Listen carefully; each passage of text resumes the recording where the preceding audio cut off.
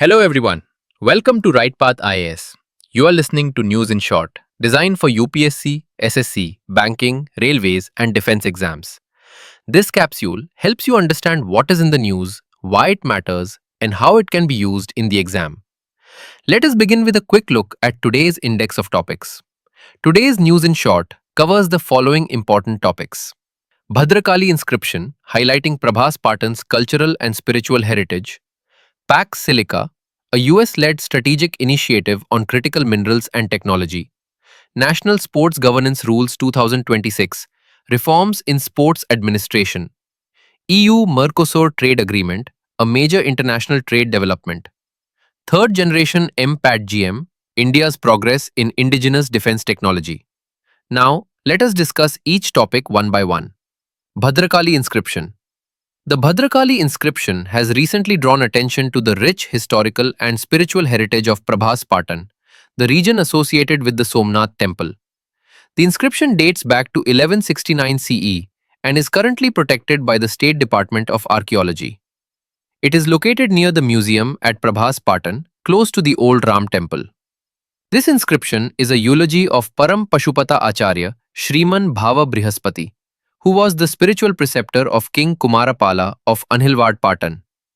An important feature of the inscription is its reference to the construction of the Somnath temple across the four yugas.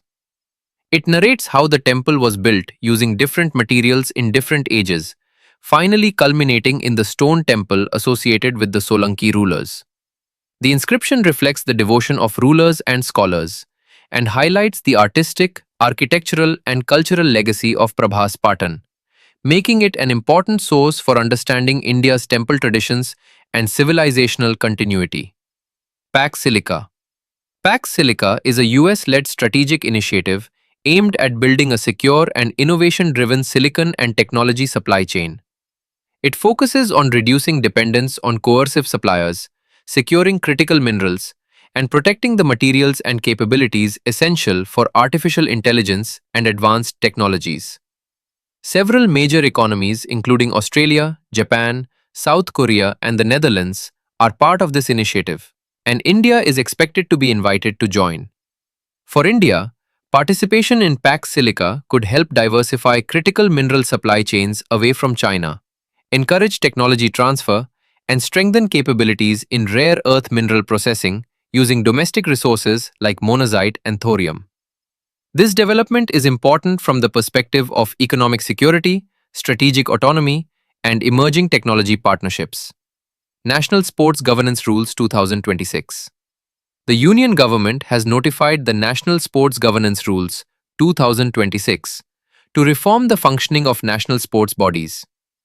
The objective of these rules is to professionalize sports administration and ensure meaningful participation of athletes in decision-making. Key provisions include mandatory inclusion of sportspersons of outstanding merit in sports bodies, with a strong emphasis on gender representation. The rules also introduce eligibility criteria, disqualification norms, and structured oversight mechanisms. Overall, these reforms aim to improve transparency, accountability, and athlete-centric governance in Indian sports administration. EU-Mercosur Trade Agreement. The European Union has approved a long-pending free trade agreement with the Mercosur bloc of South America. Mercosur includes countries such as Brazil, Argentina, Paraguay, and Uruguay, and aims at economic integration and free trade within the region. The agreement is significant as it involves large-scale tariff reductions and increased market access between the two blocs. However, it has faced opposition within Europe due to concerns related to agriculture and environmental protection. Critics argue that cheaper agricultural imports could affect European farmers and that the agreement lacks strong safeguards against deforestation and biodiversity loss. This development highlights the complex trade-offs involved in large trade agreements between economic growth, farmer interests, and environmental sustainability. Third generation MPATGM. India has successfully flight tested the third generation man-portable anti-tank guided missile developed indigenously. This is a fire and forget missile, meaning it locks onto its target before launch and does not require further guidance after firing.